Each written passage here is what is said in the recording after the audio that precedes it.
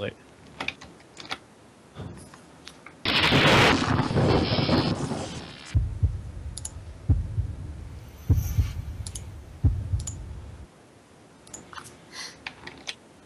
Hey guys, welcome to the Top Dog Season 1, week number 7. My name is Blaze Moose. I have co-caster here, Slicer. How you doing today, Slicer?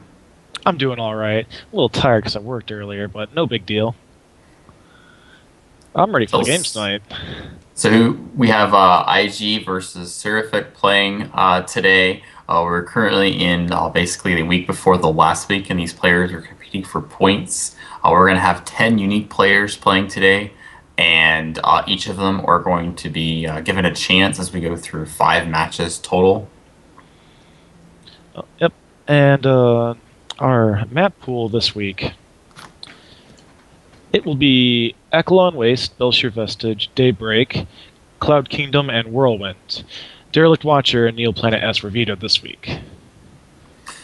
And it's pretty interesting that one of the maps that was not normally vetoed, I want to say is Cloud Kingdom, is actually going to be in the map pool. So for those of you that have actually practiced on those, it's actually to be able to be utilized for your experience, unlike Derelict Watcher, which is a very common map that is played on the map pool currently.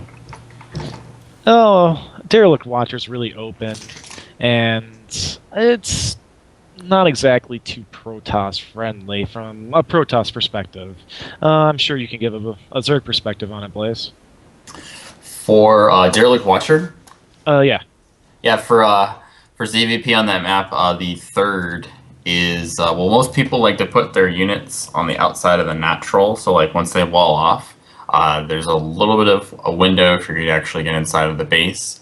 It's not like Polar Night where you'd actually be able to, get all your units attacking from one angle and then all their units attacking from another angle. So I feel like Derelict Watch is a little bit better for a Protoss third. So the veto for that was kind of wise if it was probably a Zerg player that decided to veto it. But remember that all these rosters are basically randomized, so nobody really comes up into a strategy for any sort of player selections based on the map.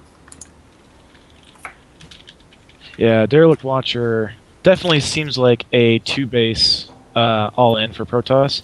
The third's very hard to defend. And our first couple players are in the lobby. Remember, this is going to be IG versus Seraphic Gaming. These players are going to be playing in a best-of-5 series, and 10 players total are going to be are playing. This is not all-kill format. And our first matchup is going to be ZVP on Akalon Wastes. Ah, yes, the lovely Akalon Waste. Strangely, one of my more favorite maps because no matter what third you want to take, they're both easily defendable. It just depends if you want to work to get those rocks down if you want. And the countdown has begun as both players have agreed that they were playing. For those of you just joining us, welcome as we go into our first commercial.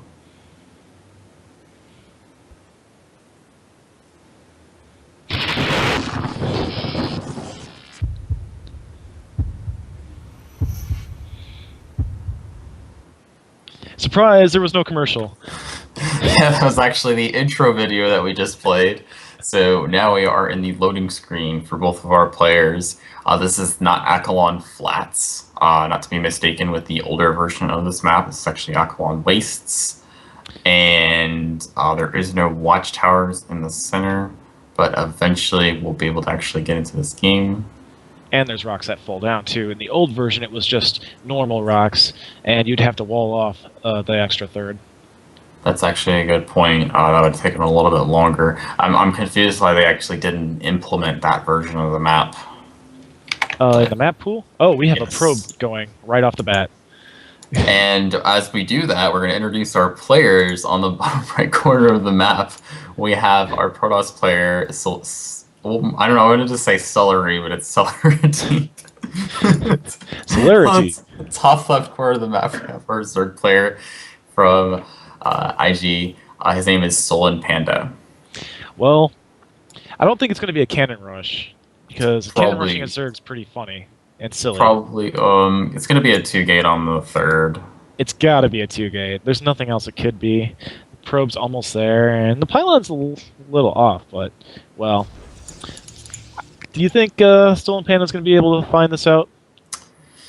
I want to say if his second Overlord goes to the Nat and it goes to where the original cannon rushing spot is, right around the middle line, that would be his best bet. But you mean how solid of a player Stolen Panda will be in this match will be really the biggest determining factor on whether or not he just scouts the first Zealot and Celerity. Or I Well, can't. this How do you drone say scout is this? gonna expose everything.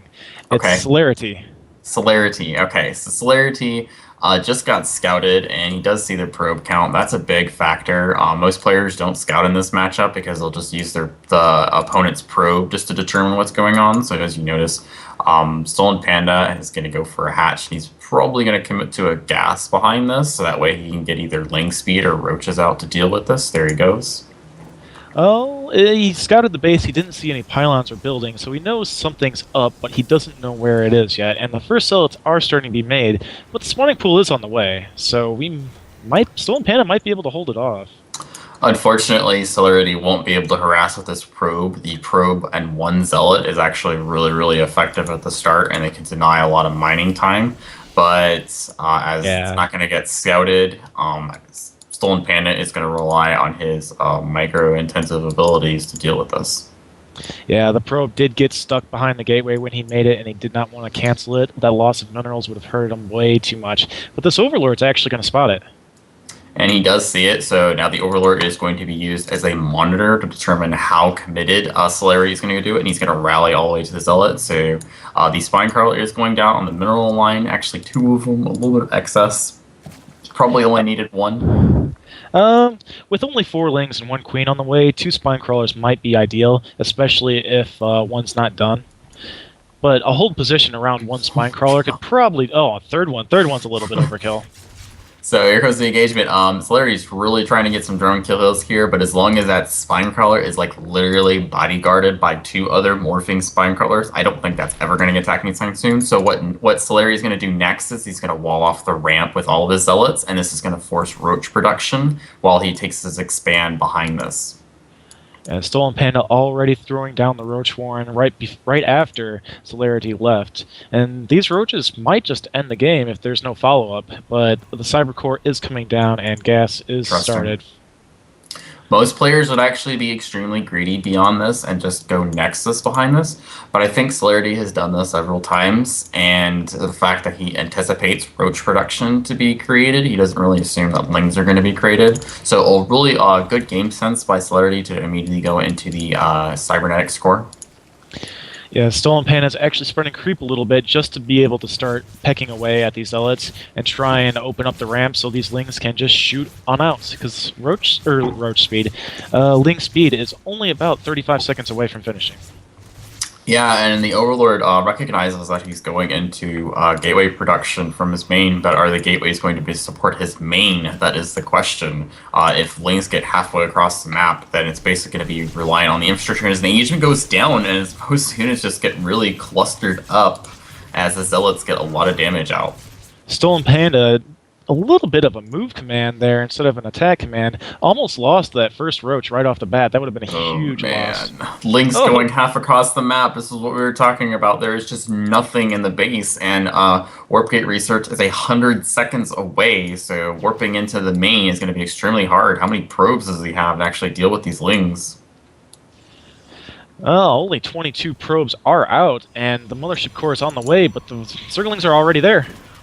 Yep, and they're doing damage to the probes. There's a lot of probe kills getting caught out of guard. He could try to get us around, but the mothership core comes out a clutch timing. Really great by Celerity to be able to hold off this minor counterattack, as Stolen Panda still does not have a natural, and now a proxy hatch being taken by Wow. Oh, Stolen Panda showing us his cat side, throwing down that hatchery right at the expansion of the Protoss. But 3 more probes did go down, but all the Zerglings are cleaned up, and it looks like Panda's having a little bit of lag issues.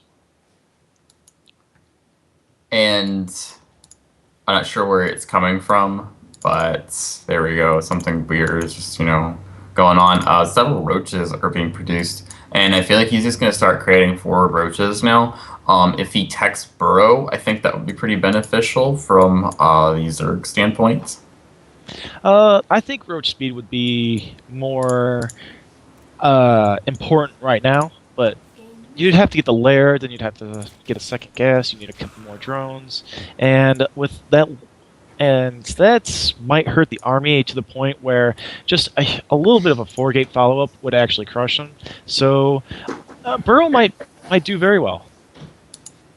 Yeah, I'm skeptical on what both players are going to decide at this point. This is kind of that awkward point in the game where like they have no idea what's going on. Nobody's really expanding. You know, there's not 3 hatcheries in production trying to go into a macro game as the stalker as a pause gets called yet again. That's the second pause going on right now. This attack is not going to do too much because the 2 spine crawlers are in position to be able to hold this off. Yeah, Celerity's pushing up the ramp, trying to just do what he can right now. But Warp Gate is finished, and he has not transformed his gateways yet, and he's still producing a Stalker out of one of his gateways. So he didn't cancel it; it's done, and a Robo is on the way.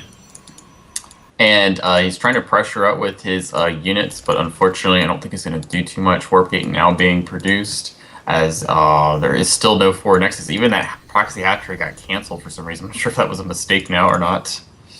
That proxy hatchery could have done a lot, especially with Warp Gate being done now. There wouldn't be any scout going to the natural until Celerity wanted to expand. It probably would have been a better idea to let that finish and then use that to produce a few Zerglings just to run in the base or a Roach or 2. Yep, and a Ling is going inside the base to try to determine what the tech is now, as this attack is still being able to forward press. 2 spine crawlers getting into a position to be able to hold off this attack, but still the 1 sentry. I don't know if that's going to be enough force field. Here comes the attack. There's just tons of roaches here to be able to hold off this. I'm not sure if this is actually going to work out at all or not. It's actually going to force him to back off. The force field was okay, as the Zealots took care of all the Zerglings. It gave a little bit of space for the roaches to get all clumped up, and not a full like concave, but it's just going to cost Celerity this these 2 gateways and this pylon trying to push up like he did. Yep, as the stalkers are basically saying, you know, I can't actually engage this, so they're forced to back away at this point as a forward pylon being created. And I think Stolen Panda realizes that he doesn't need to kill those gateways. He can actually just go halfway across the map right now and force an engagement as the first Immortal being produced. And Zerglings are actually running out and catch a Zealot, a Sentry, and a Stalker out of position, but they do get cleaned up with only losing a Zealot. As the 4 Nexus being created right now, there's just a lot of roaches here, but I feel like if they don't focus on the Immortal, this attack is going to be held off. There are 3 force fields from Celerity, so he can cut that army in half if he really wants to. These roaches seem like they're going to go back, and we might actually see some normalcy happen in this game. Who do you think's a little bit more ahead? Do you think Stolen Panda managed to hold it off well enough, or do you think Celerity's a little bit more ahead because of his natural? I think if with his possible Immortal production to be consistent, he may even be able to get a Warp Prison out, so a little bit of a tech advantage, I feel like, in this case by Protoss, and all the static defense getting put down by Stolen Panda is pretty much going to be a surefire defense against most attacks, but I don't see him doing a third, so I'm a little confused on where he's trying to go from here. Well, we don't see a War Prism coming out just yet. We have more Immortals that are being chrono boosted. And, well, the Nexus is almost finished, and Stolen Panda decides to clean up these last 2 gateways and his third. Yeah, and really good creep spread by Stolen Panda. He's trying to, do a lot of alternative things that are going on within the game beyond just trying to force an attack. I think he figured out that Robo would have already produced an Immortal, and that's why he didn't commit to that engagement. Celerity's actually using a hallucinated Phoenix to scout out the tech of Stolen Panda, and he only sees the Roach Warren right now, so he knows that Stolen Panda's a little bit stuck on roaches, even though the lair's done. But Hydralisk Dent's coming out. And do you think that was a misread by Stolen Panda? Do you think air units are coming out? I don't think he suspects that. I think he's just trying to be safe because it's so delayed in the game. It's been 13 minutes already, and there's just no actual tech beyond the Immortals, so he may just assume that there's something proxied because of how much gas has been taken so far. So I think those are just a safety net just in case something had occurred. And that's really smart play by him, just so that way he doesn't like, throw a game away from a couple of DTs or whatever that just get, created really late. Well, Stolen Panda is getting the +1 range upgrade for the Hydralisk, so that's a lot of investment for a fallback option, and he is getting an Overseer just in case. So, I mean, he knows the Robo-Bay's there, and he knows Colossus are potential, even though the second base had just gotten up, so the gas is a little rough, but Colossus could actually just annihilate this whole army from Stolen Panda. I think he's still working on his economy in this case, and he's just trying to be able to get himself solid as a lot of the units running across the map and pylons are just being taken out. If these stalkers are basically just forward, stalkers just anticipate if anything's coming. As Slicer pointed out, the Robo Bay being put down now, this looks like it's going to be a 2-base all-in. Yeah, Stolen Panda is poking around, killing off proxy pylons. Celerity barely has any vision on the map. He only had hallucinated Phoenix to help him scout, and it looks like he's setting up to try to take a third.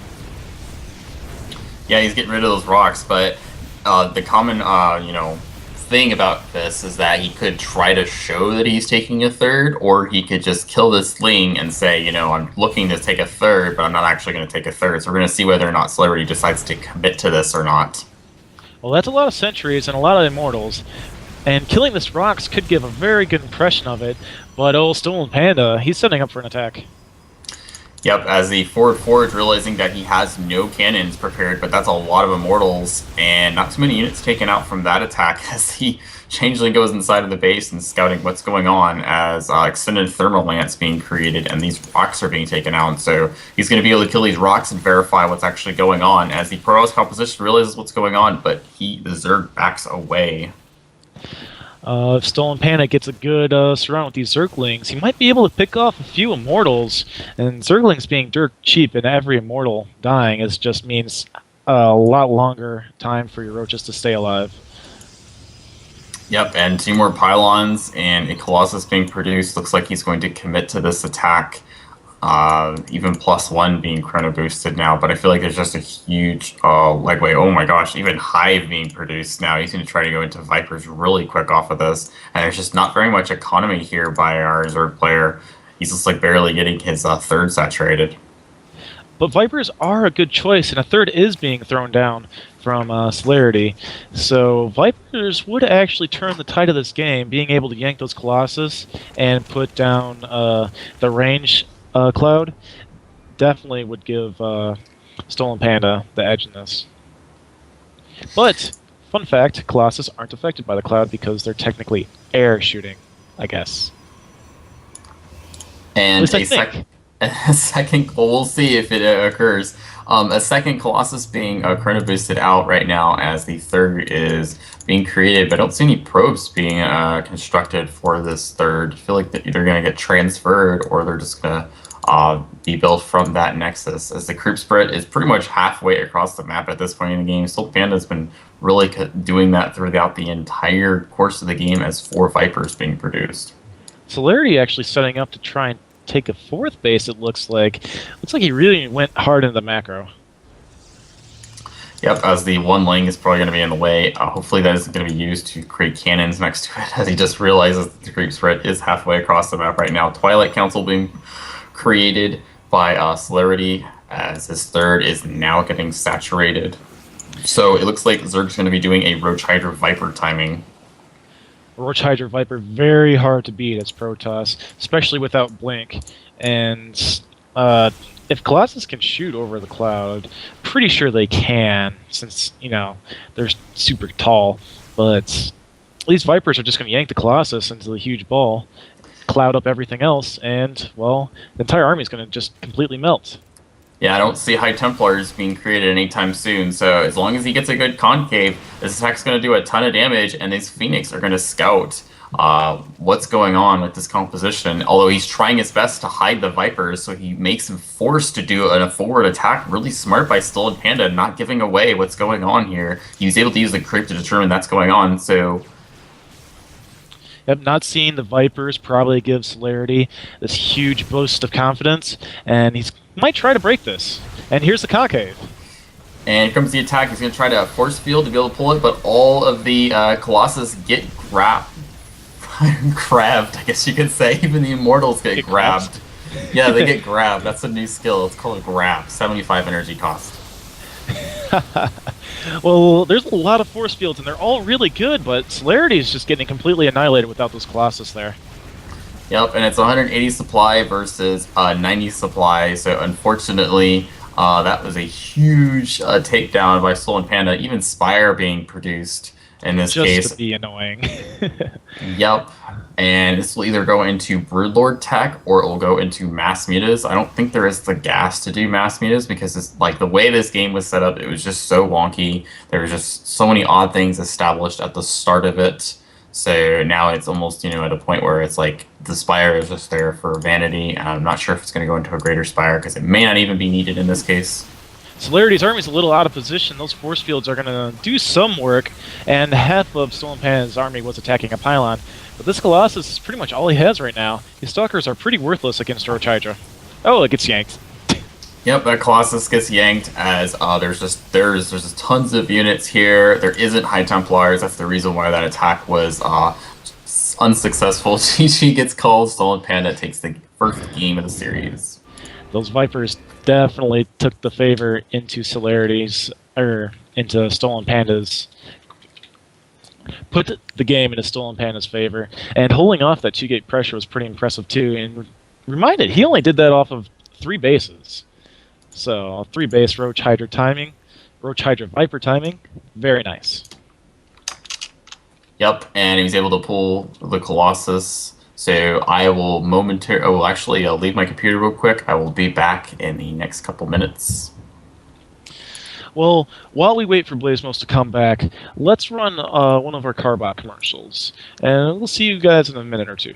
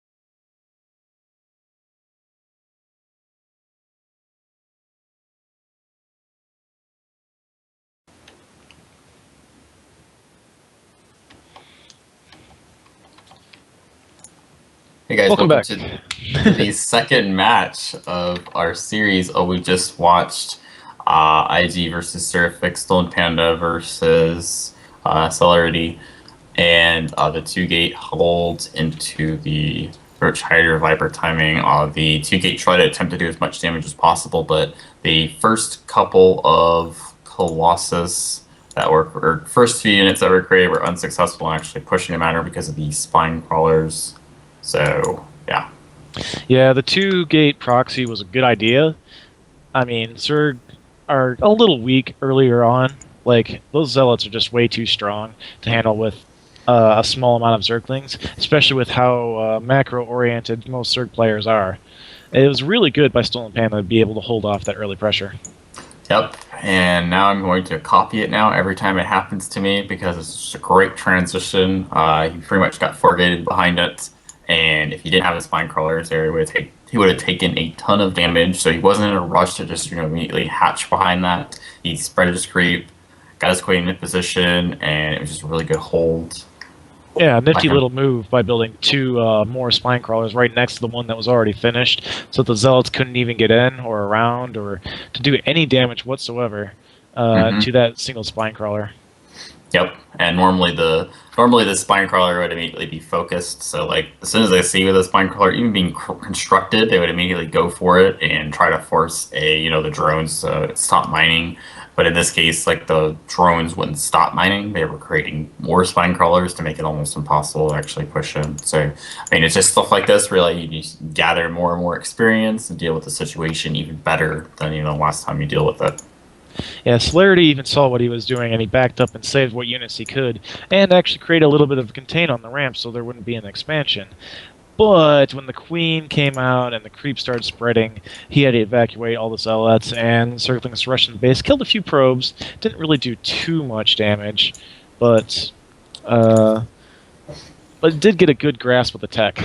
Mm-hmm. Yeah, and luckily he didn't just go greedy, mode behind it where he just put down a nexus and started, walling off this ramp or anything like that. So the speed timing with a few lanes was more than enough damage to possibly end the game, if not, force it into a, honest game, not where it's just, I'm gonna cannon rush you and then take three bases behind it, and then, we're all great at whatever's going on behind it. All the bases. Oh man, I've done that before too. I've contained Zerg with cannon rushes and just took all the bases, and then I lost because he knifed us out, and I was like, "Well, I got nothing." Yeah, so and that's the reason why he didn't rush into just taking his forward nexus and say, I'm totally confident my two gate's gonna proxy or contain you for the rest of the game. And it looks like we have both our players. Looks like we have graphics from IGX and DMMCZ Pro An. No Say idea. that 5 times as fast. No. Oh, no. I can't. So we're going to do another ZVP yet again, and this time it's going to be on Belcher Vistage LE. For those of you that don't know, LE stands for Ladder Edition, and TE stands for Tournament Edition. That's what those small letters on the end of it mean. Tournament Edition maps are usually used in WCS. LE for Ladder Edition, clearly. Used on the ladder, I mean, you can't get much more straightforward than that. And aren't they extremely similar? Like there's not really that much difference between them. I remember some maps would have the rocks on the ramp, but then the maps wouldn't, so they had to designate between Ladder Edition and Tournament Edition. And I still use, I think, Tournament Edition and Ladder Edition. I'm not entirely sure if they have maps that still have TE on it. Oh, they still do. Neoplanet S definitely had LE next to its name, I'm pretty sure. But I don't know the difference between Belchir's LE and TE. They both have watchtowers. They both have the center rocks. It could be the grass at the fourth, like the natural fourth, like you're expanding around the top of the map or the bottom of the map, is like cut off, and it's only like about halfway instead of all the way. That could be part of the little adjustments, just minor little things. Yeah, it's a lot of stuff that I don't notice, but in this case, it's not too applicable. So as we are getting ready in the lobby, both of our players are good to go as the countdown begun, and we're going to go.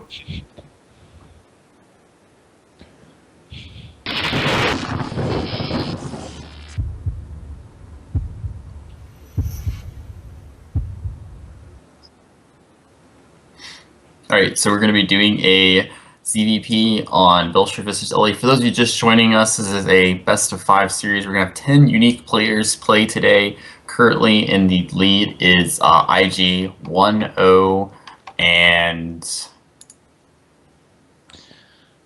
Yep, Stolen Panda beat Celerity in Game 1. Celerity tried to do a 2-gate proxy and then macroed behind it. Stolen Panda managed to hold off the 2-gate proxy really well, go into a Roach Hydra Viper timing, and take the game. And now we have our players on the top left corner of the map.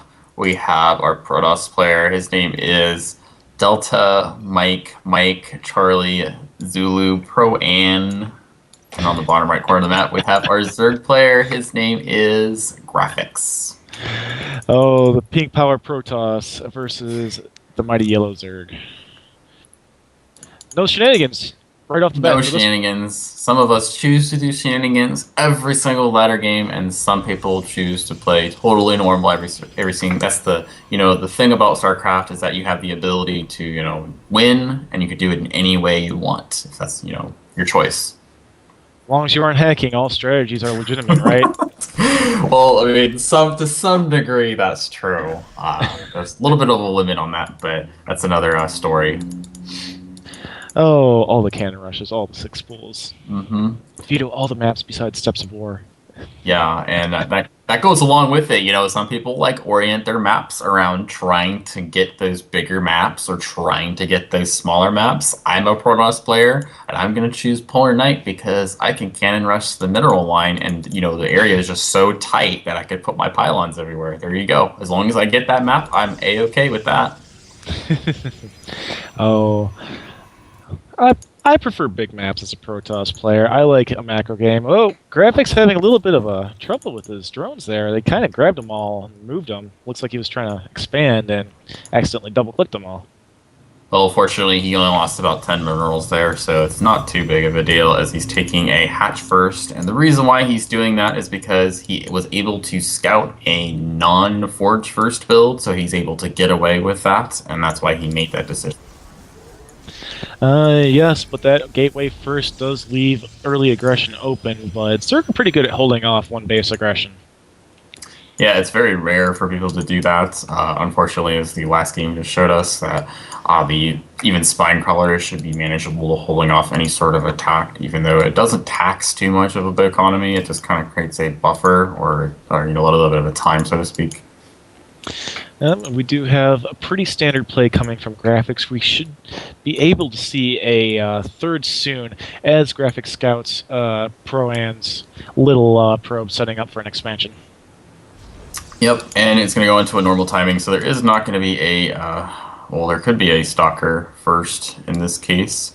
So that is actually going to be established, and we're going to see whether or not he transitions into creating 3 gateways, or if he creates 2 gateways and decides to put down tech behind it.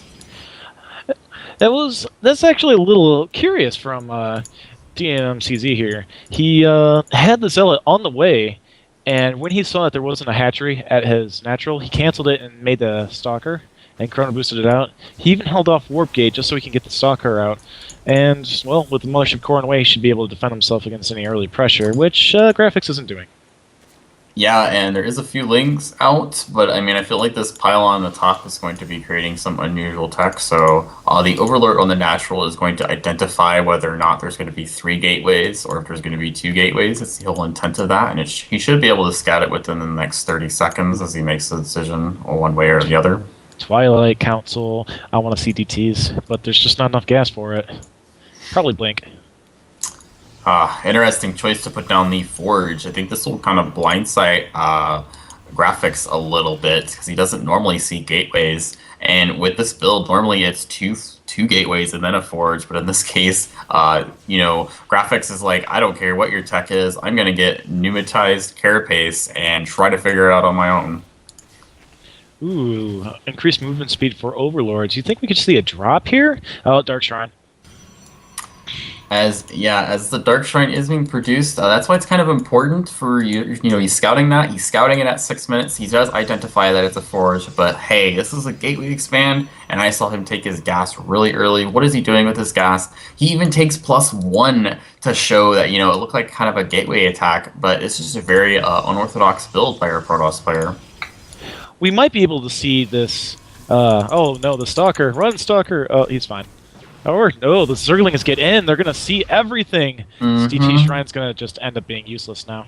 Speed Overlords, Speedlings, they can find out anything. So now he does see the DT Shrine. So, I mean, he can either try to commit to these DTs and do damage, but it's very likely he's going to have Spore Colonies established to deal with this. Well, I don't know about colonies, but a couple Spore Colonies are out on the field, and the third base is being taken right now. And, while these guys are macroing, I want to take a shot at this guy's name. DMMCZ, huh? We're going to call him Disco Magic MC Zelta. That was odd. Very odd. I'm not sure what the DAMCZ stands for, as a really early Nexus taken by our Protoss player, and this is kind of vulnerable to Lings if it actually decides to. He does see this, and he even could create a. No, actually, he doesn't even go for an early layer. So I'm pretty sure he should be able to hold this if he warps in DTs. Well, Warp Gate is done, and these Zerglings are out. But these units were on move command. They got a free couple shots off. Stalker and Zelda are going to fall, but DTs would stop them as the cannon's trying to come up, but ends up being canceled anyway. And one BT is getting warped in, so that should be able to hold off this attack. This is the vulnerability of actually doing something like this, is that you've committed to tech, but you didn't really do anything with it, so it's really vulnerable to early Ling harass, especially before the +1 finishes. So there was definitely a capability of him getting tons of Lings out right before he got around 40 drones and actually try to disable a third, but unfortunately that did not occur. No, but DT expands pretty strong, although very vulnerable to a Roach Warren counterattack. While there is a robotics facility up and creating immortals, there's just very little units out on the field for Pro-An over here. He only has 2 DTs, 1 Zealot, and 1 Sentry. And speaking of these DTs, they're harassing the mineral line. And the drones were trying to kill the DT, but unfortunately 5 damage does not compete against 50 damage, as I think it was 1 drone got taken out there in that case. The DT does have 3 kills, and yeah, it looks like 3 workers were killed, so we're going to chalk that DT up to having 3 worker kills. As I guess +2 is being created, and an immortal is also being created. The second immortal being produced. Spire going down for our Zerg player, but I'm not sure what this is going to do in this case. That's a really strange Spire, especially with Dark Templar out in the field. Archons are going to be an option for the Protoss player, and Archons kind of eat through Mutalisk if they clump up a little bit. And the Robo is produced, but it's creating immortals. So I mean, as long as he has the potential to create Archons, and he's already starting Archon protection. I'm a little confused by this decision. Now it is Belcher Vistage. He is trying to force, doing some damage before it gets to the 4th and the 5th base, because those bases are extremely hard to take on a map like this because they're so close to each other. So maybe he's just trying to hurry up and base trade and get to that position as quickly as possible. Yes, but with Archons out on the field, any Mutalisk are going to be a little subpar. It looks like Graphics is saving up plenty of gas for it, and these Zealots, these Zerglings are just out rampaging around, while DMMCZ is just pushing out. Yeah, there's a bit of a window now. He realizes that if he doesn't see any units, he's basically just going to go half across the map and try to press the matter. As 12 Mutalisks are on the way, and this 4th is probably going to get canceled as multiple Spine Crawlers are being produced on the 3rd. So we're going to see how he engages this. Immediate cancellation once that Archon started attacking it. And, Proxy Pylon's down. It looks like Pro-An's going to commit to this. Yep, and he is. This actually is a huge vulnerability. The fact that Slicer pointed out the Mutalisks are out. They're not going to do too much damage unless he focuses on these Archons. Guardian Shield is actually going to be really effective against this, considering he has +2. The upgrades don't match, so this is a little bit of a mistake now to go into Mutalisks because he has no response for this forward pressure. Good game sense by your Protoss player to actually be able to push at this point. Seraphic's player having a lot of zealots, even just to pick off the third base if the Archons were to fall. The Stalker's not too wonderful, but it looks like Seraphic Gaming is taking this game.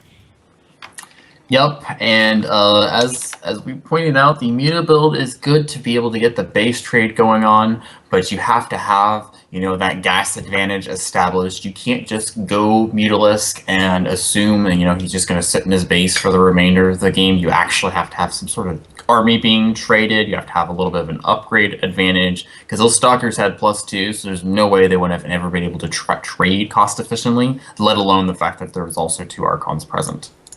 Yeah, once the DT started coming out, just Spire was just a horrible, horrible idea.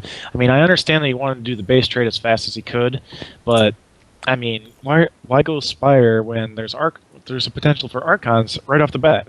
Mm-hmm. Although, this is a little bit of a theory. He could have thought that DMMCZ was going to do just a quick robo switch, and Graphics probably thought that DMMCZ thought that he was just going to go Roach Hydra. And, like, maybe I'm just getting a little too meta with it, though. And he did have the Overlord speed to be able to scout all of this, so I want to say, you know, a little bit of persistence with that. He could have saved a lot of gas. I mean, he identified the DT Shrine. He could have identified what the tech switch was. I mean, he could have just, you know, constantly monitored the army just to make sure that, you know, what the choice he was making was good.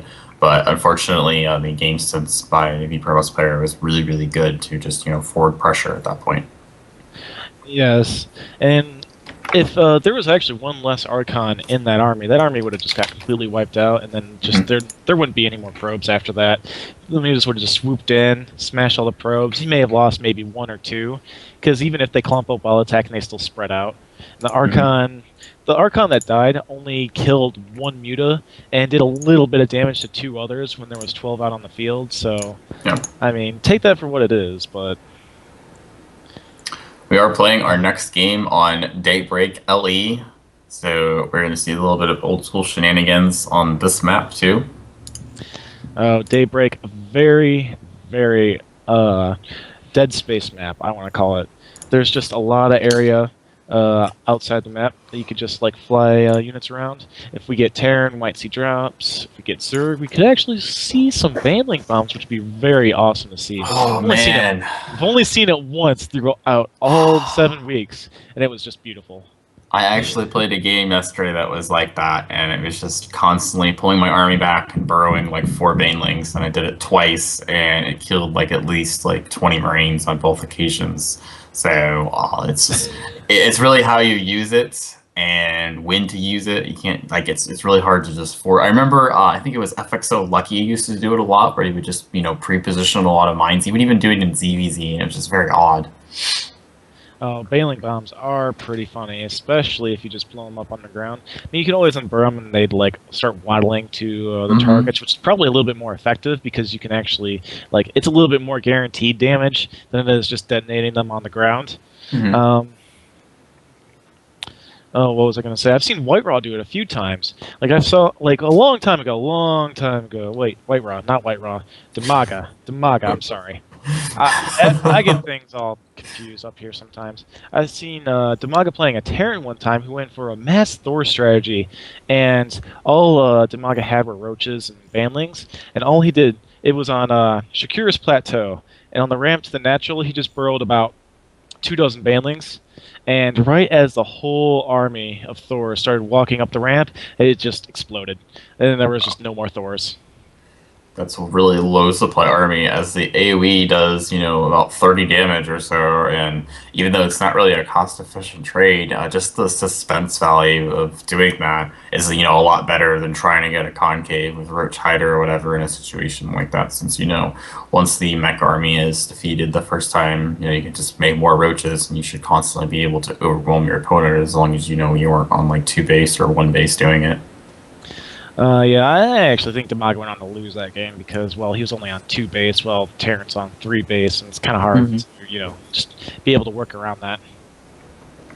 Yep, but quitters never win and winners never quit. So that's what these players put themselves under. As you see a lot of these games where, even though it's a really bad situation, they constantly put effort forward into trying to make it a good situation by trying to find a mistake.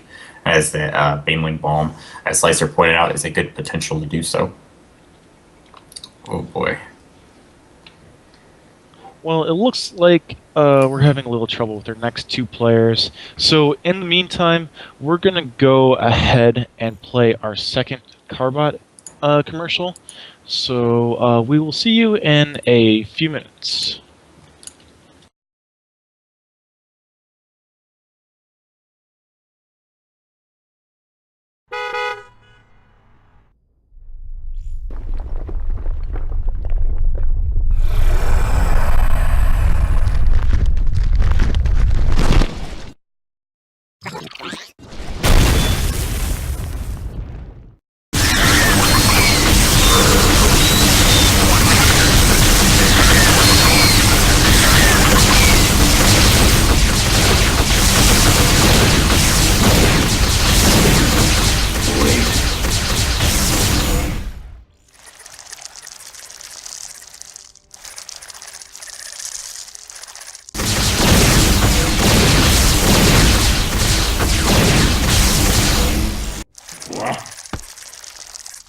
Very intriguing.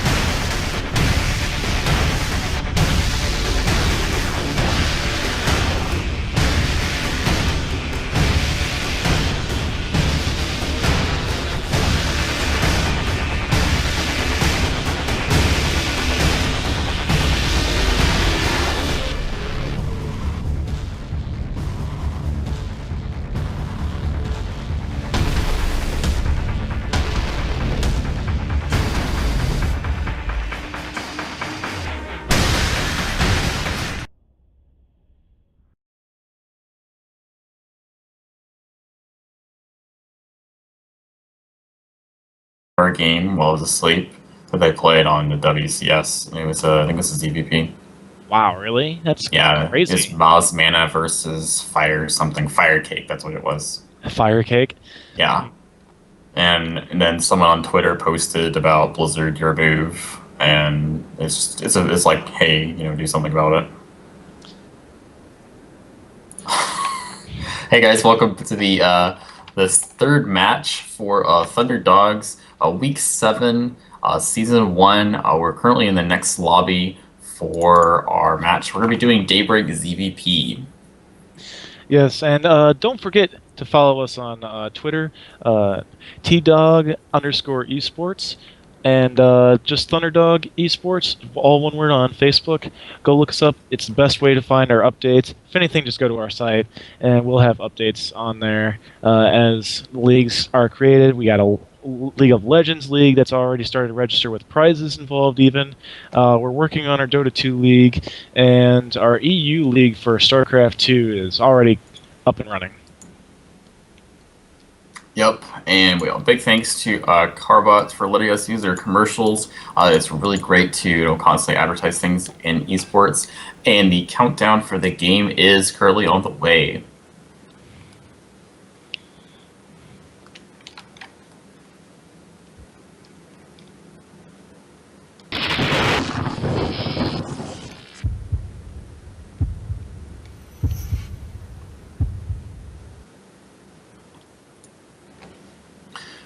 All right, so this is the third match for IG versus Seraphic Gaming. The two players are going to be introduced momentarily as we're going to see this unusual map being played once again, Daybreak.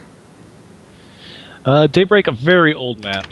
Very old map. And on the top right of this map, we have our Protoss player. His name is Ace. On the bottom left corner of the map, we have our purple Zerg. His name is DMK OK Amite. That's my way of saying that. Oh, I want to call him DM Kokomite. DM Kokomite. Okay, good.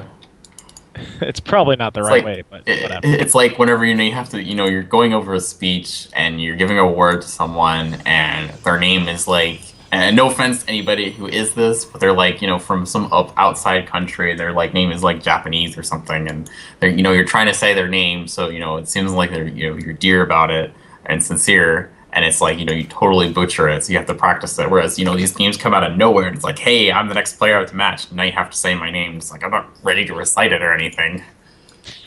We'll make it up on the fly. We'll just make names if we can't say it. That's the best part about casting. We can just wing it.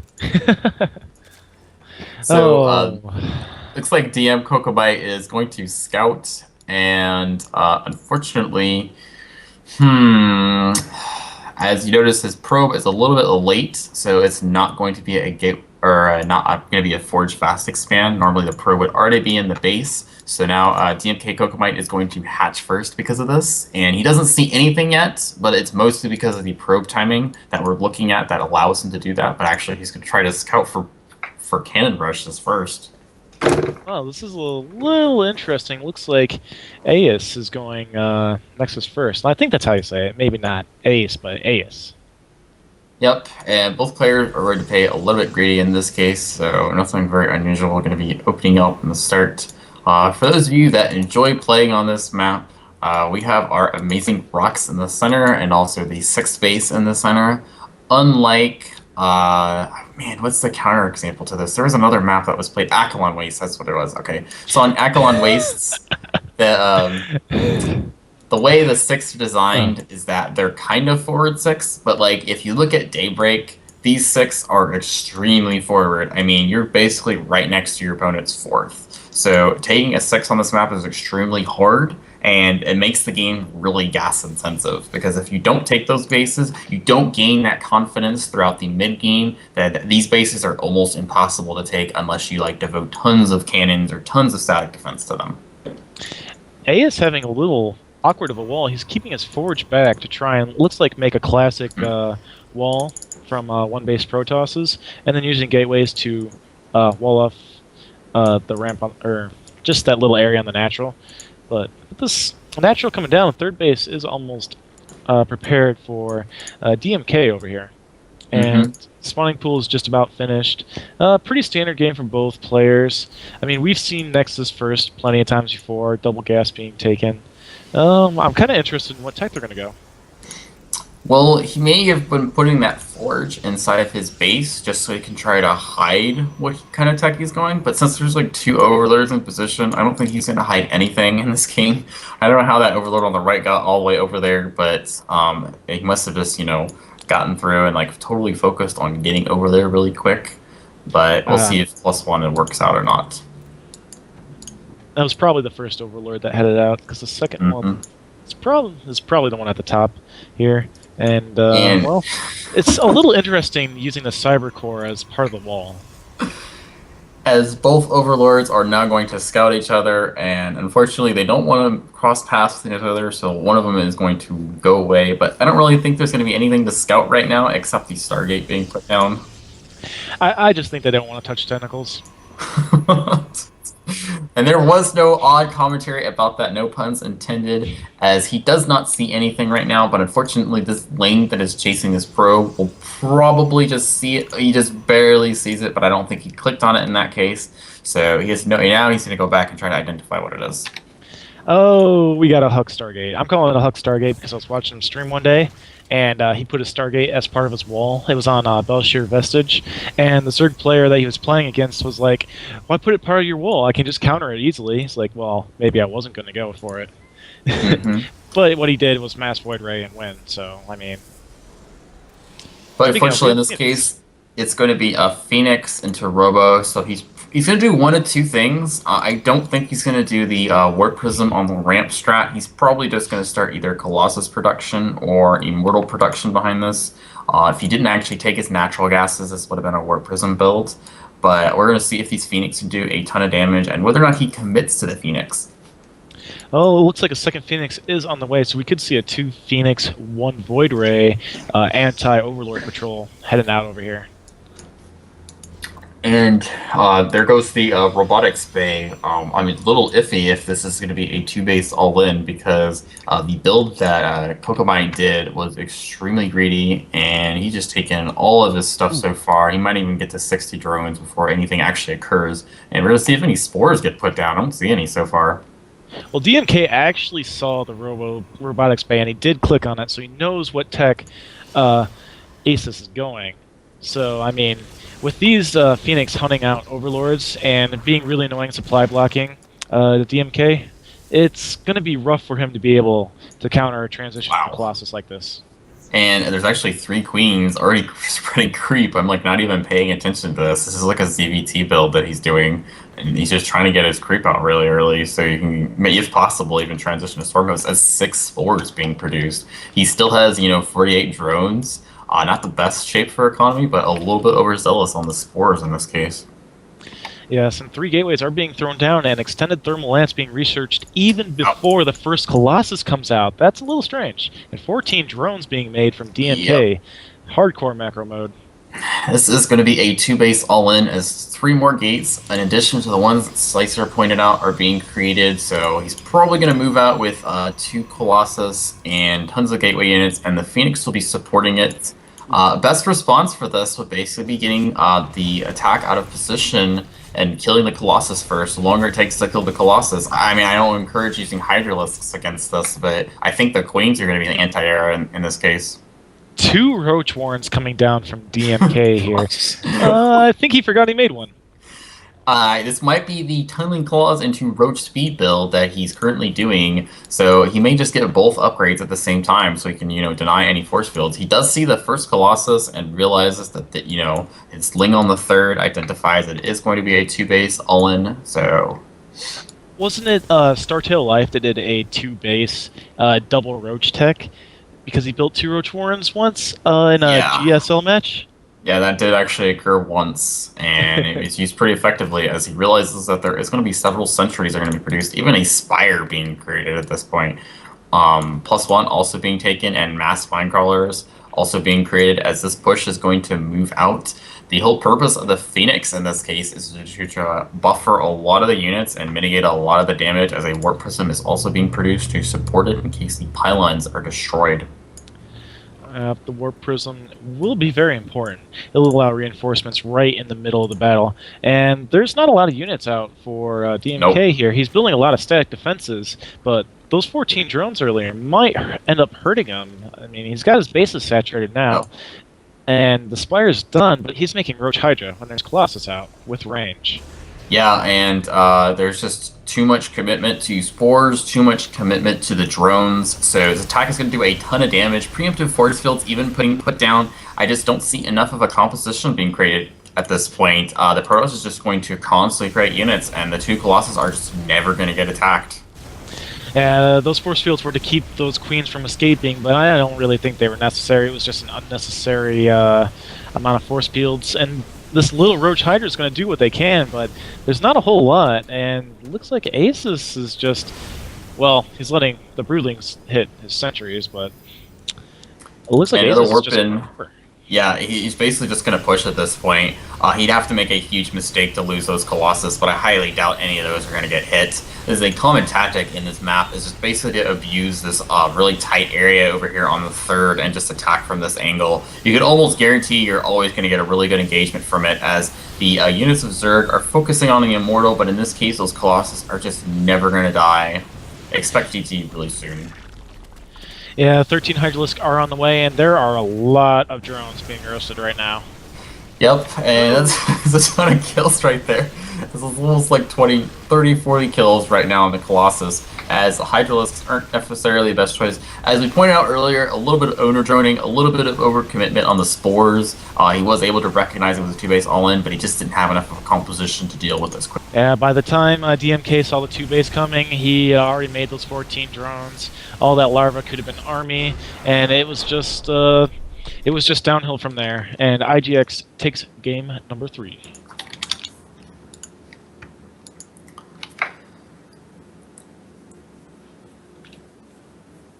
Alright, so he was able to identify the build, but unfortunately you can't always play greedy in this matchup. You can try to cut drones, maybe around 50, maybe around 52, maybe cut a few spore colonies, maybe cut a roach warren if possible. It's also an alternative. I mean, he had really good creep spread, he had really good the ability to create a concave against the composition before it even attacked. But unfortunately, he kind of over-exaggerated his ability to create drones on that attack. And with that win, IGX actually takes a 2-1 lead over Seraphic Gaming. And once again, go follow us on Twitter, TDog_esports, and Thunderdog Esports for Facebook. Go follow us there. We post as many updates as we can on them. We get everything out there. And hey, share our stuff. Go convince your friends to follow us. And if your friends are also interested in creating their own team, they can do so. We have several teams playing their games throughout this tournament right now, and they aren't necessarily being casted at all. But if you're willing to create 5 people on the same team, a couple of subs, you can also submit your StarCraft 2 team for the next season, which will be in January, I think it is. It starts after the holidays. Yes, we're holding off Season 2 until after the holidays are done. We don't have a specific date for the release just yet, and we're working on a few little minor administrative details for the next season. We're going to be changing a few things. We'll announce them as we settle on them. Yep, and this also includes other games. We're currently working on League of Legends and Dota 2, so if you are interested in playing those games and you're watching a StarCraft 2 cast, in the process of that, you can also set up teams for those. Those are also being in the works. But unfortunately, I am StarCraft 2 biased, so I'm going to try to push StarCraft 2 more than the other games in this case. You know what we call people who play League of Legends and watch StarCraft 2? Oh my gosh. Supporters of esports, Blaze. Where do you think I was trying to get at? I was thinking esports, and we you're trying love to start a flame argument, and you're gonna, we're gonna totally debate about it and call us bad words and stuff like that. I was totally thinking you were gonna go into that argument. Oh no. Oh no, no, no. No flame war started right now. We all have to get along if we want esports to become recognized, right? That is true. So we're going to be doing a ZVT on Cloud Kingdom. I fully anticipate that this could be a free bunker wall-in. I'm not advocating anything at all, because gratefully there is a stream delay. Oh, a 3 bunker wall-in would be pretty funny. There's a lot of alternative strategies. As well, when we get to the game, we will go over that, but unfortunately the players are ready right now, so we're going to go into the countdown for this game. This is I think it's the 4th game. Yes, this will be game number 4.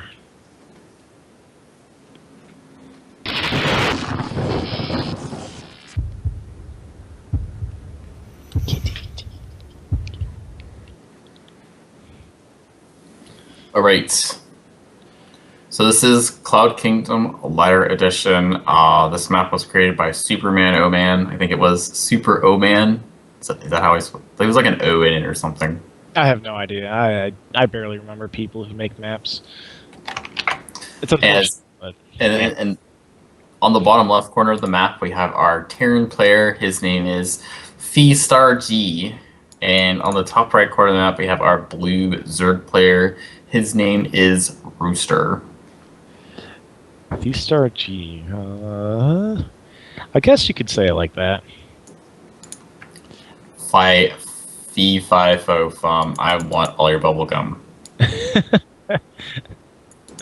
All the bubble gum, but it's my bubble gum. Can't have any. I've only got like one piece left. Oh, dang it. So, Cloud Kingdom, as I was pointing out, there are several different types of builds. We're going to focus on the ZVT orientation of this. It'll probably occur that he'll go Reapers on this map solely because of the fact that there's just a ton of area on this plateau to work with. There's plateaus like literally everywhere. Even on the fort, there's a plateau.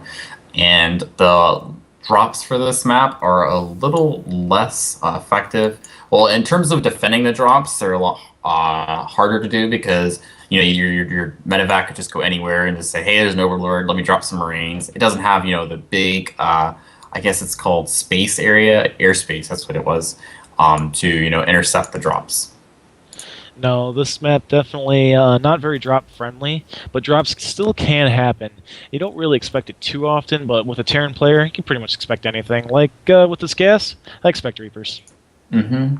And there's just like we were talking about earlier, the way this natural is designed is that you could just basically wall in 3 bunkers here and basically just wall it off and then transition into even an all-in if you wanted to do it behind that. Some people just proxy one of their barracks and start making marines so that way their SCV comes out of nowhere. And that's what the Overlord scouting method was for, is just to determine whether or not there's anything on the natural as the first Reaper is being produced. Yep, and a drone scout just to identify what Feastar is doing. Reapers are on the way, and Rooster pretty much picked it up pretty well. The spawning pool's on the way, but it started a little late. This Reapers might get in here and do a little bit of damage. Oh, did he make it at like 16? He might have made it. Yeah, he's not even taking gas at this point. Rooster is really confident in his ability to defend against this Reaper, I would imagine. I'm not sure if he's going to get a surround, but he's going to try to micro his drones and, make a spore colony or whatever. So that way he doesn't have to get those excess resources lost from getting gas so early. Spinecrawler? That is the possibility too, but I do not think that would be the most effective long-term investment for that drone if they were created this early. Well, no, I mean, you said spore crawler, so I mean. But yeah, the Reaper is there. It's starting to peck away at these drones, and it's already going to get 1 kill right off the bat. And a factory is being thrown down. Yep, this is a pretty typical transition. He's probably going to go into Reapers behind this as the first Reaper plural. Isn't there 2 of them? I thought there was 2. Oh, there's 2. There were 2 on the field. It looks like 1 was held back. Let's see if we can't find it. There it is. Yep, it's defending. Yep, defending the natural. Yep, the natural is definitely going to get attacked right now, but unfortunately, it isn't. So the 1 Reaper is going to try its best to do as much damage as it can. Not too much gained, and Rooster was successful in not taking his gas very early, so it's very unique for him to do that, even though 2 gases are being taken now. Yes, and this Reaper, getting him plenty of scouting information out, he didn't really do a lot of damage. He killed 1 drone and 1 Zergling, but the most important thing about the Reaper is just to see the gas timing, to see what tech the Zerg's going, and well, as a Terran player, just build Marines and wait to mines. And the 2 gases are taken, but they aren't immediately taken. As I say that, they are now immediately taken, and I think he's just trying to do a flop. Honestly, like he's taking his gas on his natural, and some people have their unique methods of taking their gas. I think he's trying to do it just to try to throw him off, to say, I took my main gases too, but I'm going to see what would you make off of 4 gas this early. So I think it's just a personal preference for him to take it on his natural. Feastar actually managed to kill the drone that was going to make the 3rd, and there are a couple Hellions out on the field. We are going to see a little bit of Hellion Reaper harass. My cat just jumped at nothing for no apparent reason.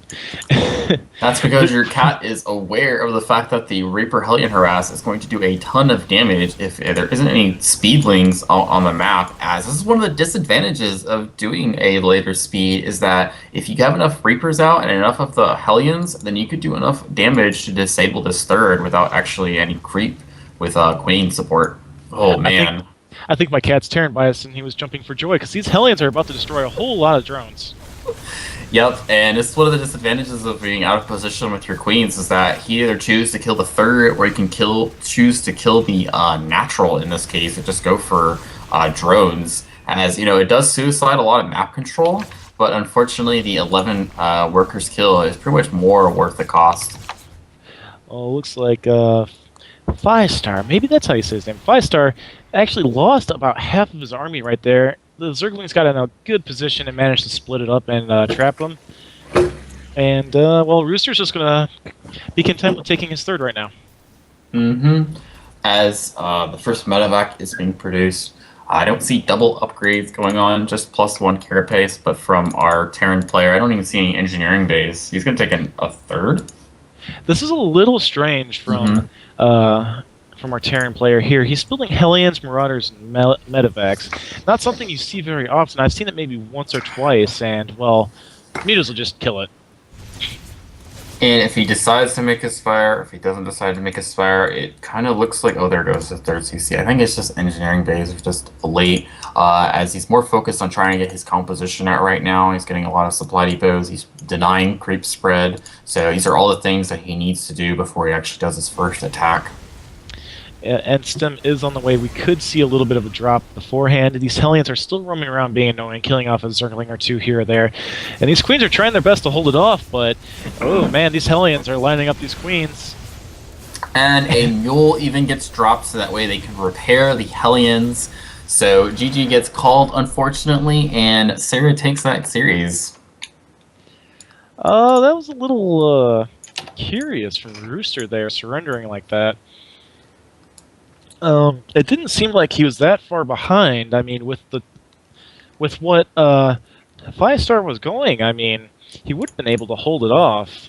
But I almost want to say that Manor Mule might have been a scan that was mishotKeyed, but I don't think so.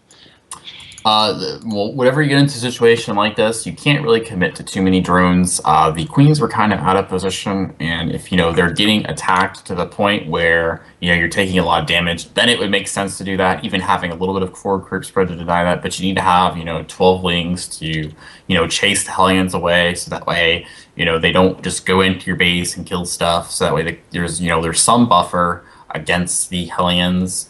So I think that was kind of the mistake that goes on in that game in terms of confidence value, I guess you could say, by the Zerg player. He should have been able to... I mean, when you look at it, it's like, he didn't have his engineering bays. He got his Hellions out a little bit early. He even reproduced some Hellions so that way he can continue doing that attack.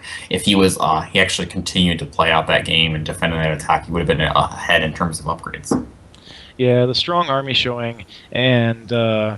just map control from Terran. It probably put Rooster in a really bad spot, and his drone count was a little weak. It seemed like his injects were a little off, and he was just parading queens around back and forth trying to hold them off. He probably was just a little frustrated, and just gave up, essentially. And as you get more and more dedicated into the game, you start getting into the mentality, to never give up and never surrender. So, I mean, those are the steps that you take to understand that, there might be a bluff going on, there might be something that you missed, there might be, a way to adjust your play. And I think the biggest bluff out of that was the fact that there was no engineering base put down at all. And it's just he wasn't able to identify that. Yes. But with that win, Seraphic ties the series now at 2-2, so game number 5 is going to determine who's going to get this bonus point. And the points occur whether or not they win the entire series or even win a game, as you have the potential to always get points, you have the potential to always contribute to your organization of players that you're with. So I mean, you want to take every game and put as much effort as you can. Yep, but it looks like we have our last 2 people joining up on the game. While we have this downtime, once again, don't forget to go follow us on Twitter and Facebook at @TDog_esports for our Twitter, Facebook.com/Thunderdog Esports. Follow us. We have our updates there for all of our leagues. If you're a League of Legends player who wants to play in a tournament, go sign up on our forums. And maybe we'll have some announcements for Dota 2 sooner or later. As the players have gotten into the next lobby, and confirm their races. We're going to be doing a ZVZ on Whirlwind, as this is going to be loads of fun. Oh boy, micro sets of CBZ for the last game to decide the series. Well, the lobby countdown has begun. Both players are good to go, and here we go.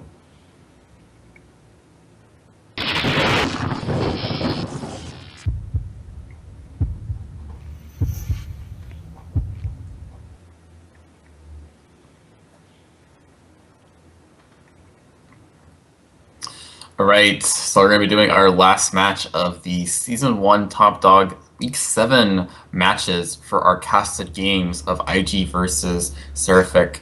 We just watched ZVT, and now we're going to be watching a ZVZ, and on the bottom left corner of the map, we have our orange Zerg player. His name is Sacrilege, and on the bottom right corner, from Seraphic Gaming, he is Mandy Moore. This game, what they call it, ace match. There you go, ace match. Both teams are tied 2-2 right now, just pretty much throwing punches back and forth. Yep, and even punches, mules, two gateway proxies. Those are all the things that are going on. It doesn't have to necessarily be the last game. You do something totally unusual. There's always the decision making of this is how I play. This is what I do. Okay, that's great. And eventually we get to the point where somebody will do something else. As Sacrilege decides to do a 10 pull. This is what we're talking about. Oh, and this could end up really well for him. His Overlord is actually scouting in the correct destination, unlike Mandy Moore, who is scouting into the top right position. And he is committing to 2 gases, but I think those are going to be cancellations. I'm pretty sure none of those are going to be actual commits. And when I say that, it looks like he's going to be... no, actually, he's going to commit to this then. And he's probably going to build a Baneling Nest after it. So this is going to be an all-in build. And the cards are in place for Sacrilege to do this correctly just by detecting the second Overlord, as Slicer pointed out. So we're going to see if Manny Moore can come up with a strategy. Luckily, he is taking a 14 pull to be able to block this. So really safe play by him. Well, if Sacrilege goes Banelings fast enough, he's going to be able to take out as many Zerglings as Mandy Moore would be able to produce. So, I mean, it's all going to come down to the micro, but we might just see speed come from Sacrilege. Yep, and he's not actually going to vie for that. As we said, just go with one way or the other, Okay, so the best way for him to defend this, and he won't even see it coming. Normally, you would actually 15 hatch on this map because of the way the map's designed. So Sacrilege is just using a metagame tactic to try to abuse what would normally occur on this map. This rarely happens, probably around 10 to 20% of the time. And the Queen will come out, and several Lings basically need to be produced to be able to hold this off, and the Queen needs to focus on the Banelings. Yes, that expansion for Mandy Moore might get canceled here. The Baneling Nest is on the way, and do you think these 6 Zerglings are going to turn into Banelings? I think only 2 of them are really needed to turn into Banelings, but he has the gas to do 4. As he sees the first 6 Lings, he realizes that forward pressure is coming. The decision to cancel will really be based on the confidence level of Mandy Moore on whether or not he can actually hold this off. The first Queen, he even morphs the Banelings in front of him, and he needs to pull drones to actually be able to hold this off. Otherwise, those Banelings are going to do a ton of damage. First Baneling getting focus fired. The second one just barely almost out of health. Is it going to get killed? Oh, it spawns. But it only takes out 1 drone. And that wasn't really the damage that he needed. There is a few more Lings. Now you have to understand that there is a 2 base production compared to 1 base production. So that Queen is just a weapon of mass destruction. And he needs to focus on that Baneling. Yes, that Queen was the deciding factor in that fight. Sacrilege making a really bad choice in sending his Zerglings after the Queen. I think sending the Zerglings after the drones would probably have ended up a little bit better for him. Oh, man. And the second Queen is produced as there is a few Lings to be able to intercept, but unfortunately 2 Queens killed 3 Lings. So this attack so far in defense is a success, and I'm really amazed that he was able to hold this off without actually scouting anything. He's just massing Queens at this point. This is really smart by Mandy Moore, and he's already got his first spine crawler done and a second one being produced. There's no way this attack's going to do any damage, but he is totally committed to this. Sacrilege just going for a huge one base play, but Mandy Moore's pulling away in supply, and with all these queens, these banelings aren't going to be useful at all. And Sacrilege has a speed on the way. It's a little strange. Well, I think what he's going to try to do is he's going to try to skip the ramp, but unfortunately there's like 3 queens rolling off the ramp. If you notice, he is not doing any larva injects whatsoever, and that's because the forward scout by Mandy Moore is able to realize that he did a greedy build, and even if he had a queen right there, he would still be on the same injects, so that's why all of his queens were pulled to defend this attack. Well, Sacrilege did start taking his natural right now, but he's so far behind, going into a macro game might not be the best idea for him. And, I'm really not sure what Sacrilege can do besides a couple really, really awesome baneling hits to get back into this game. Yeah, he needed to capitalize on his tech advantage as much as possible, but unfortunately 2 spine crawlers is just too solid of a defense for his player. Even looked like to make a 3rd spine crawler. Actually, he's making a roach warren now in case there's any sort of transition. Well, once this roach warren comes out, it's essentially a nail in the coffin.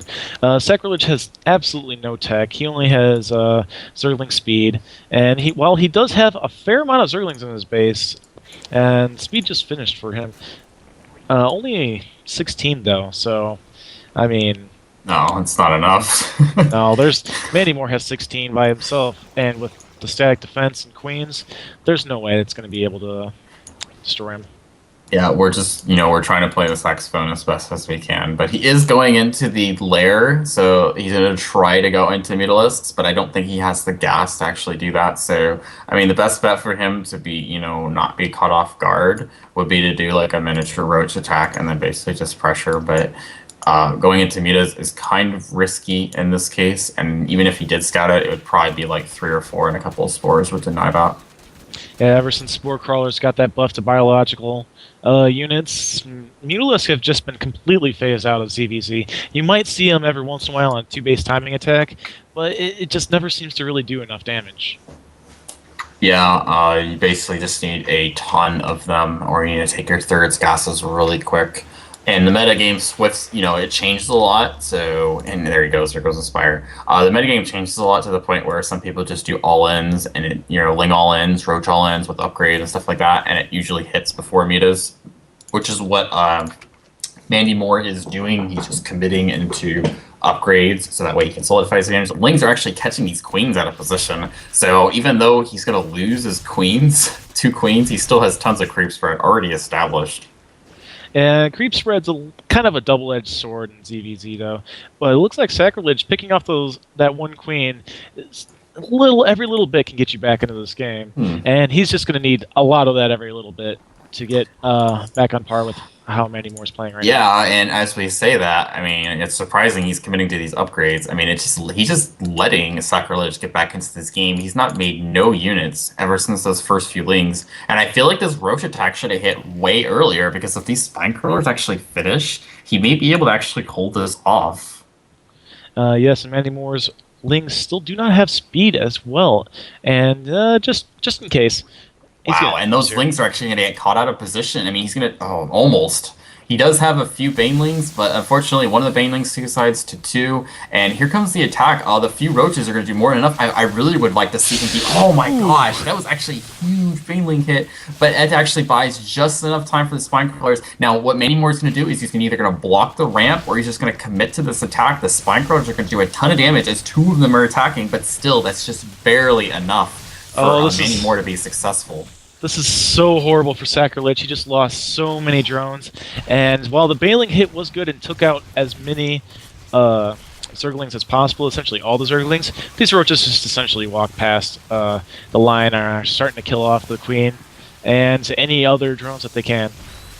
And Roaches are basically being rallied across the map as all the drones got pulled. It's going to deny a lot of mining. And there is no response so far by the mutas, but it doesn't really matter because the drone count is heavily in favor of our Mandy Moore player. Don't ask what color that is. It's pink. Okay, it's pink. And there is a decent mutant count, but I feel like these spores are just going to be established and defend these bases at this point. There's just almost no economy by our orange player. And Mannymore's actually throwing up Hydralisk then and not throwing up any Spore Crawlers immediately. A little curious considering he has the money for it. Well, he had the money for it and just spent it on upgrade. A couple. Like he's just trying to end the game. Like he's just moving roaches across the map, and he's like, "Get out of the game! I have roaches." As GG gets called. There you go, and Seraphic actually takes a 3-2 win over Imperative Gaming. Sacrilege just let himself get way too far behind, while Manymore was kind of letting him get caught up. Like the 3-minute supply block, that probably didn't help at all. The huge worker advantage, and just the failed bailing hits, the Zerglings attacking the Queen, everything just kind of like... It just had this huge snowball effect to put Sacrilege just so far back in the game. There was no way he could have came back. Yeah, those Queens basically just went half across the area and just started defending. And I mean, I feel like there should have been a lot more units on that initial attack, but I mean, there was just like 2 Banelings and then just a couple of Lings and just mass Queen production at that point. I feel like Manymore played that game safe, like he didn't just open 15 hatch. If he would have opened 15 hatch, that would have been a different scenario.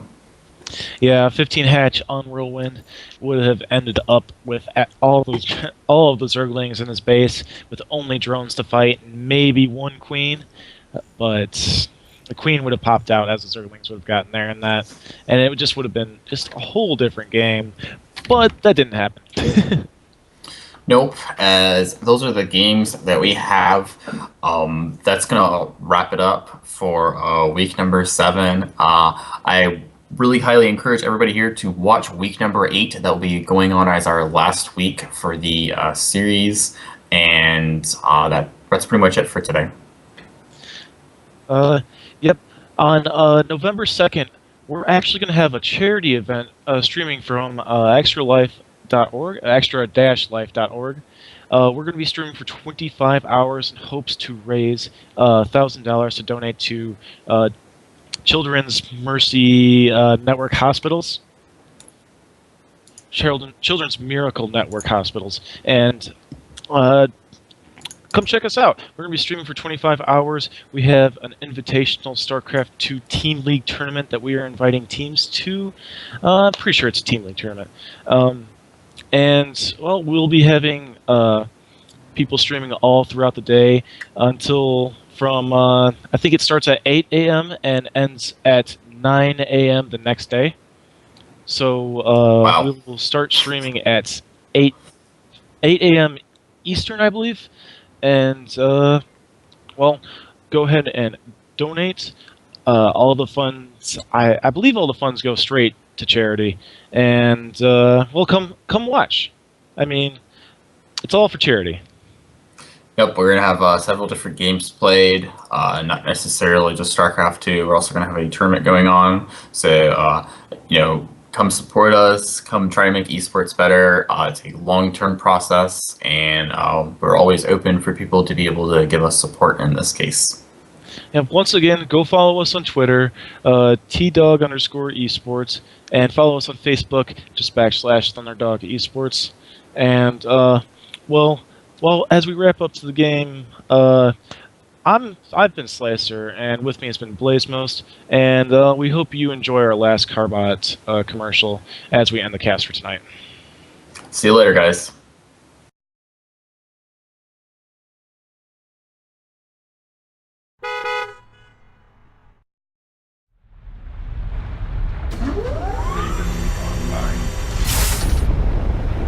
Engineering at your disposal.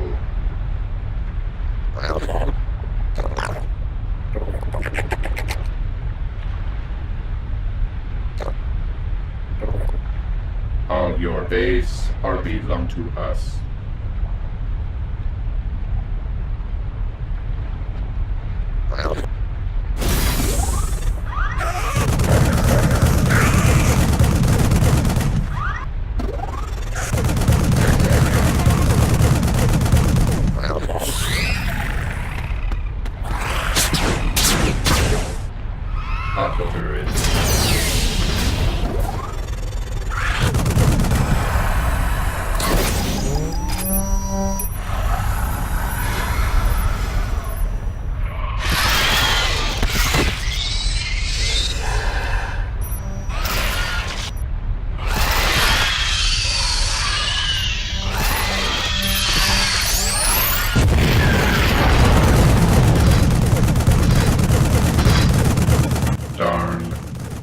I appear to have Tourette's syndrome.